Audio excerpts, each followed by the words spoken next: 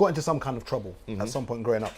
And what was the motivation, or what was the deciding factor that led you down that path? So I'm assuming you're your own man.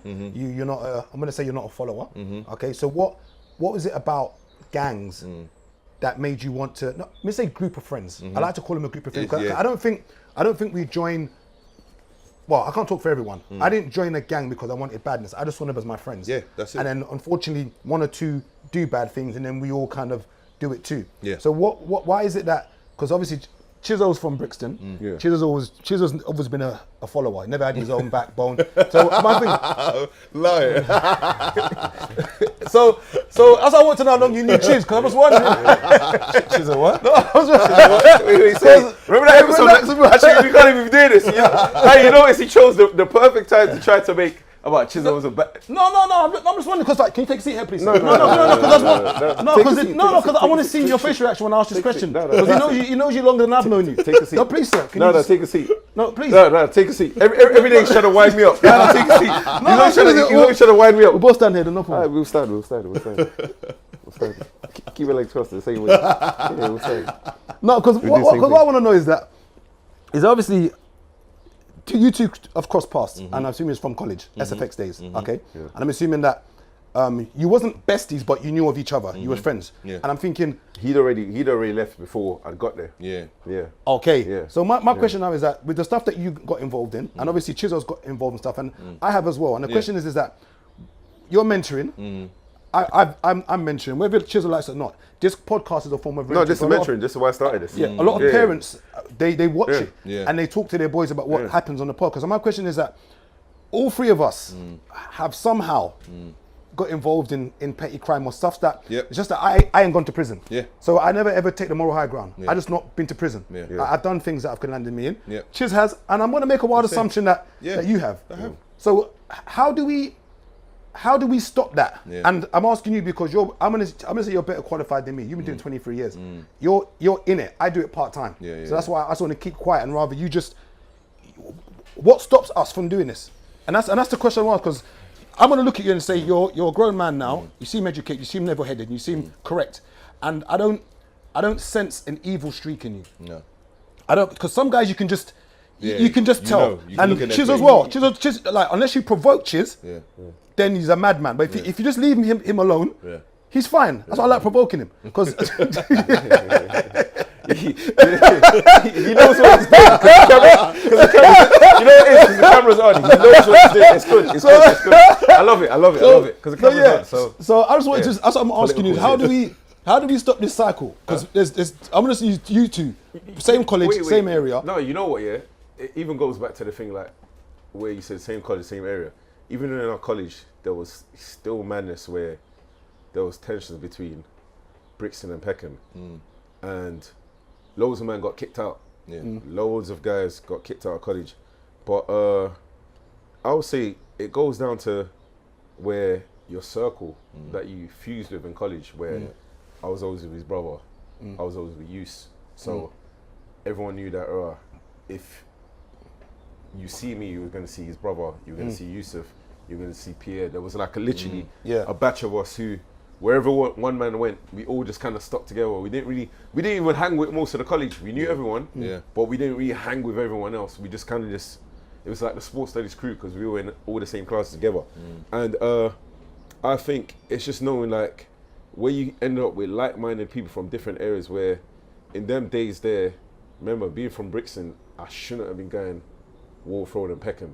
But when you're known as this is where sports saves us. You're known as the athlete. Everyone knew me as like free pass, innit? Basketball Chiz. Them men were known as football Tyson, football. So we had like a green light. So I could be in Wolf Road, Oak Kent Road, because they're just like, my man plays football. Oh, my man plays basketball. So everyone would be like, Chiz, when's your next game? Blah blah blah. So that kind of gave me a pass. A leeway that other men didn't have. It did. Where other men from college, like my cousin, he couldn't go there. You know what I mean? Because he was known more as, he had beef with these a lot. And so even like with some people that I'm friends with now, for a while, I couldn't be as close to them as I wanted to because... From the other side. And my cousin and my other brethren used to have madness with them, but now they're all cool. Yeah. Because everyone's grown up and grown out of it, and they've seen that everyone's got the same kind of sense of humor, and you know what I mean? You mentioned something earlier about the whole, I call them Montagues and Capulets, the beef we have. Back in the day, you had Peckham and Brixton that would beef, but now you've got internal beef. Yeah. And I'm going to assume that, rest in peace to the guys that you've lost during the past 10, 12 years. My question is that, can I make a wild assumption that some of these beefs were internal? Meaning like, it's not the Brixton Peckham, it's Brixton. Meaning that you've got someone from maybe from Angel Town beefing someone from Summer Leighton or someone, I know they all do these postcodes. I'm not, you probably know better than I do. It's not even just postcodes now. It's literally like blocks. Like it could be a road. You know what I mean? People just making up, like Penge have got gangs now. I'm like, Penge, like Penge is nowhere. Like what's going on there? Like, but it's mad because like with Raheem was a boy that I worked with from the age of 8. He was from the Brandon estate near Kennington. And he got shot and killed on the 5th of May 2018. I've been working with him since the age of 8. And the beef that he was in was with people that actually went to his school, his pupil referral unit that I was working at Sills in Peckham and London Bridge, and they were brethren. And Zone 2 is from Peckham, like Bells Gardens, Yellow Brick, and then Moscow 17 were from the Brandon, and they know each other. They were friends. They went to loads of schools together. Like, they had a lot of mutual friends. And that beef became deadly, you know, because of the music as well. The drill was an influence because they were taunting people. And now the difference is that we got social media now. Back in the day, we didn't have social media. Whatever happened in that moment happened in that moment. Like, people hear like, oh yeah, so it's got banged in the face, and like, okay, cool. You could live another day, but now you got it on film. A constant memory, coming back. So you're having to kind of stand up to that shame and that embarrassment, and actually now stand up for yourself. And if you can't stand up for yourself, then people are just drawing for protection first and foremost. But how we stop this, man, it's about ownership. It's really about now taking charge of our communities and actually really getting people to volunteer their time and giving to young people. Like you said, mentoring is so important. It happens in every facet, every part of life. Like you go into a workplace, there's mentoring happening there, football team, wherever it may be. But we've now got to make it that I'm giving time to your children, you know, and they can see that time as love. Like, you know what, Sace doesn't even have to be here. So now he's giving me that time and respect. And actually now I'm taking that as, you know what, that's love. And I can actually take on what he's saying and respect him. We don't have that now. We don't have a community. I'll be real with you. We don't have a community. People talk about community. We don't have a community because everyone's in it for themselves. Everyone's trying to make money. Everyone's in survival mode. And when you're in survival mode, you do whatever you've got to do to survive, which means if it means me killing someone that looks like me because I've got to eat and I've got to do this or I've got to make money, then I'm going to do that because I'm in survival mode. And that's where these when you say survival mode, so I remember asking one of these young boys I met with in Birmingham when he said, he was 14, 15, he said, I just need to make money. And I sat there and said, why do you need to make money? Because you're saying survival mode. And I'm going to assume that a lot of the reasons why we get involved in crime generally at the beginning is money, because it starts off with petty crime. I know it's not petty to the person it's happened to, but you rob a phone or something. To you, it's maybe when we was kids, it was a laugh. Not a laugh, but it wasn't. We didn't think of the repercussions. Do you know what I mean? It was exciting. So I'm saying, from your experience, why do you feel a 14, 15-year-old boy is out there trying to make money? And also, to flip the story, a lot of these young boys out there selling drugs, okay? And I'm going to make a wild assumption and say that they're getting drugs from the older lot. Yeah, definitely. And do you see that as grooming?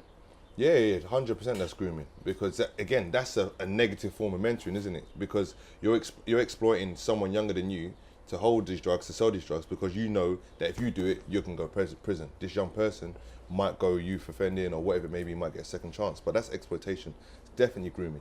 It's the same way by sending a group of young boys out to rob another group of boys. Like, you're exploiting these guys in their vulnerable nature, but also they want to impress the elders. You know what I mean? You're the big brothers, you're the dads. Yeah. So it's all about recognition. So you want to feel validated by what people say about you. And we all did, you know what I mean? Like, oh, cool, Sace, he doesn't have it, or Chisel doesn't have it. You like that reputation. And that negativity is actually really positive for us in the community, even though it's a negative. And you know, and see, and that's the huge part that I have a problem with, is that we glorify badness. Boys, it's crazy. Yeah. You know what? You just reminded me of something. So crazy. Like, you know, when you was talking about back in the day, what else kind of kept people like me away from certain things? At first, I would say my area, apart from basketball, most of the guys who were like 3-4 years older than me, no offense to them, some of them are bums. Like, they weren't guys who you wanted to be like. So, like, you know, like growing up in Brixton now, and like you're going through different areas, and we're meeting people from your ends, people from other ends who were like 3-4 years older than us. Like it was a couple of men who went to my school that live around here, and I remember like one of them in year 11 when he was in year 11, I was in year 9. Them man had cars and that, but we always used to want to learn how to hustle, but not be on badness. Yeah. Okay. You get what I'm saying? So that's one side we wanted to pick up from them, man. But the ones from my area, all they did was drink and smoke, and bury them ended up in a madhouse down the road. So when you saw that, you were like, I don't really want to be like these, man. So that's where some of us kind of drew back. But some men have gone so deep into the grind now with the hustling side of things, where one man's tried to bump them for food, next man's tried to bump them for money. Yeah. That's where violence come into the game now. And them not originally wanting to be bad have reacted to show that, they're not pushovers or pussies. You got to do what you got to do. Yeah. So that's how loads of my brothers end up in jail. But now a lot of them from that batch now, I'll say everyone apart from one person on badness, where everyone's got like legit jobs, like they've gone jail, come out, and they've known that they can't get the normal 9 to 5 jobs they wanted, so they picked up trades, and they do really, really well at their trades now. But just probably out of that batch, only one person is left still dealing with their old beefs. Like it's recurring for them because they went too deep.